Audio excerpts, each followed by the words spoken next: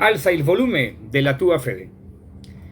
Estamos hoy mirando el Evangelio de Mateo capítulo 5 versículos 38 al 42. Vamos a observar con detenimiento la fracción 42, que es una fracción interesante como todo el Evangelio, pero que nos deja una enseñanza profunda, como todo el Evangelio también, sino que en este caso particular he querido tomarla por la gravedad de la situación y sobre todo lo que Cristo enseña y que Mateo ha querido dejarnos como legado. Vamos entonces a escuchar la fracción primeramente. Da al que te pide, y al que quiera que le preste dinero, no lo esquives. Palabra del Señor, gloria a ti, Señor Jesús. Bueno, Mateo copia de esta forma la enseñanza de Jesús y lo que está hablando precisamente sobre la famosa ley del talión, pero que a lo largo de la tradición de la historia de la iglesia, tradición en cuanto a la parte de su magisterio, nos enfocamos según el criterio de los padres de la iglesia y según el criterio de los concilios, de los primeros concilios de la iglesia, inclusive también ciertos concilios judíos, se puede llamar, ciertas corrientes judías que podemos llamarle que eran un poco liberales en su concepto judío. Es decir, que estaban abiertos, no sin antes, ante la proximidad de la venida del Mesías, pero entonces no con cierta rigurosidad, sino con cierto altercado ante la comunidad judía, porque estaban de antemano comprendiendo la situación. Y pues eso es un toque de la gracia que Dios da. Ahora bien, esto se tiene que entender, ya como bien he dicho, como la acción de los dogmata, que están en medio camino entre el mero convencimiento subjetivo de la doxa y la estéril skepsis. Quiere decir una acción verdadera o falsa en cuanto a una ley o una axonomía, o un axioma, que precisamente el ejemplo o el empleo estoico de los dogmata como principio de conducta práctica distingue entre los dogmas falsos y verdaderos. Ojo, atención a esto, porque de aquí vamos a sacar varias enseñanzas, como ciertos dogmas falsos y verdaderos. De forma que por dogmata se entienden los edictos del César. Mire hasta dónde alcanza. De César, y las decisiones del Concilio Apostólico son llamadas dogmatas. Bueno, un acercamiento de algunos estudiosos, de los estudiosos verdaderamente, diría yo, sabios, que hay que diferenciarlos de la iglesia alemana progresista, y estos por el contrario son iglesia alemana muy tradicional. Hablan del famoso Dogma in der alten Kirche, o Kirche, como se quiera decirlo, que habla precisamente de la investigación seria, concreta, honesta, en cuanto precisamente la conexión esencial entre los dogmata del Señor, de los apóstoles y como tal de su ministerio. Hablan también de la famosa carta a Diognetes, que en particular la frase o diferentes frases de Jesús son dogmas fundados a partir del orden de la creación en cuanto a la voluntad de Dios libre del hombre. Eso lo dice la carta de Diognetes. Bueno, ahora, no nos quedamos ahí. Vamos a hacer lo que se llama la famosa prescripción en cuanto a que hablan los padres de la iglesia en cuanto a la dogmata, de los valentinianos, de Arrio, de los ebionitas, de los gnósticos, muchas otras más corrientes heréticas, que precisamente hacen, dentro de la dogmática se habla del inventum y respectivamente un placitum philosophicum, que fueron condenados. ¿Por qué? Porque supuestamente eran verdades de fe que la iglesia jamás había sentenciado y había dado por explícito el saber y el proceder en cuanto a esa situación específica profesada y promulgada por la iglesia de antemano. Bueno, ya teniendo esto como claro, y en cuanto a según la doctrina católica, que tenemos que diferenciar entre la acción de los dogmata y la dogmática, que es precisamente la acción de la sentencia en cuanto a la prescripción de la ley.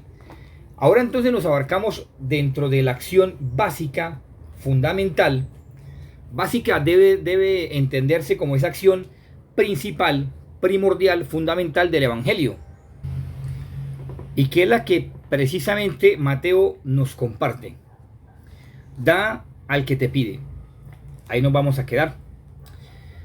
Mateo, resulta que ya lo que hemos visto en cuanto a la tradición de la iglesia, el magisterio, Mateo enfoca, escuchando a nuestro Señor Jesucristo, enfoca la dinamización de la acción de Cristo para una mejor referencia con respecto al discípulo de nuestro Señor Jesucristo. Utiliza la palabra Yaheb, y resulta que la palabra Yaheb, en el sentido más estricto, si se puede llamar, si podíamos llegar a decir que es estricto en ese sentido, porque es una palabra demasiadamente amplia, que prácticamente cabrían unas cinco fracciones, si no decir por más, en cuanto a que se ubica en esa parte que dice, da al que te pida, Yaheb. Es muy amplio el sentido de esta palabra, de forma que en ese sentido estricto podemos decir que no solamente es al que te pida, dale, sino que también es demostrar, porque Yaheb, vuelvo y digo, es una palabra demasiadamente amplia, son varias palabras, pero un sentido muy abierto, pero vuelvo y digo, por eso en el sentido estricto de la palabra, quiere decir que es como quien dice, no solamente es el que da, el que ofrece, sino Yaheb quiere decir hacerse igual o semejante, tanto en la alegría como en la tribulación, hacerse semejante tanto como en las buenas como en las malas, hacerse igual a aquella persona o que está sufriendo o que está alegre. Es decir, que no solamente ofrezca cosas materiales, sino ofrezca en medio de la dificultad, ofrezca en medio de la situación adversa o de alegre o de compasión o de contemplación o lo que sea, cualquier tipo de situación, ofrezca lo que Dios daría en ese instante, ofrezca. O sea, por eso Yaheb, vuelvo y digo, es un contenido bastante amplio que en el sentido estricto de la palabra quiere decir para dar y vivir en el momento en el cual o el actual se encuentra la persona, pero al mismo tiempo ofreciéndole una solución, y lastimosamente la gente piensa que muchas veces la solución son cosas materiales. Sí, claro que sí, correctamente pueden sentir hambre, necesidad de dinero, muchas cosas. Pero lo más importante que, como dice la palabra Yaheb en su acción última, quiere decir que es estar en sintonía con esa persona, ofreciéndole, o sea, sufriendo con ella, alegrándose con ella, pero al mismo tiempo ofreciéndole la solución de que en medio de esa situación jamás se olvide de Dios. Es decir, que no peque contra el Espíritu Santo en cuanto a sus 6 pecados, que uno de esos es la desesperación.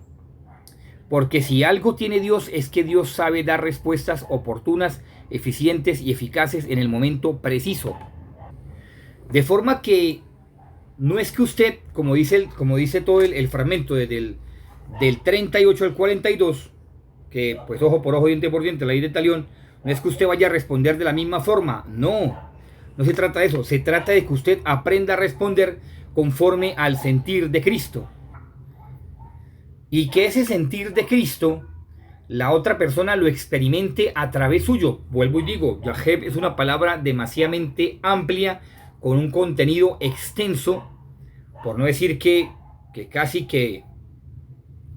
mejor dicho, casi que infinito, porque es la acción de Yahvé y es la acción de similitud con la persona que ha creado Yahvé, mejor dicho, en fin, un cúmulo de cosas que no viene al caso explicar el día de hoy, simplemente lo puntual, lo estrictamente puntual, como lo dice Mateo en su evangelio. Ahora, hay que preguntarnos si realmente nosotros vamos a responder de la misma manera como dice la ley del talión. ¿Será que nosotros aún estamos en esa ley que si a mí me hacen algo, yo le devuelvo igual o peor? ¿Será que si a mí me responden mal, me hacen algo mal, yo voy a responder igual o peor, en detrimento o en perjuicio de la otra persona? Eso sería ir en contra del mensaje de Cristo, y sobre todo ya conociendo lo que dice esta palabra, Yaheb, entonces sería ir en contra del propósito divino en cuanto a que nos parezcamos a Jesús y ofrezcamos al hermano soluciones, que la mayor solución es Dios, sabiendo que Dios jamás nos abandona. Dios los bendiga, les deseo a ustedes lo mejor, la Virgen Santísima los acompañe, nos cubra con su manto maternal de amor, nos lleve entre su inmaculado corazón. San José, el terror de los demonios, nos libre de la acción de Satanás del maligno, para que no nos dejemos engañar, que ante bien nos parezcamos cada vez más a Jesús y que le permitamos a nuestro ángel de la guarda inspirarnos siempre sus mociones para que hagamos siempre la voluntad de Dios. Un feliz día para cada uno de ustedes. Si les gustó este video, por favor denle like y compártanlo con sus amigos, con sus seres queridos, con cualquier tipo de personas que usted quiera compartirlo. Y por favor suscríbanse a mi canal. E igualmente, si de su corazón sale el deseo de apoyarnos en esta obra de evangelización, bien pueden hacer su consignación a la cuenta de ahorros de vivienda. Ese es el número. Y por favor, les agradecemos su apoyo. Dios les acompañe y les bendiga siempre. Feliz día, que estén muy bien.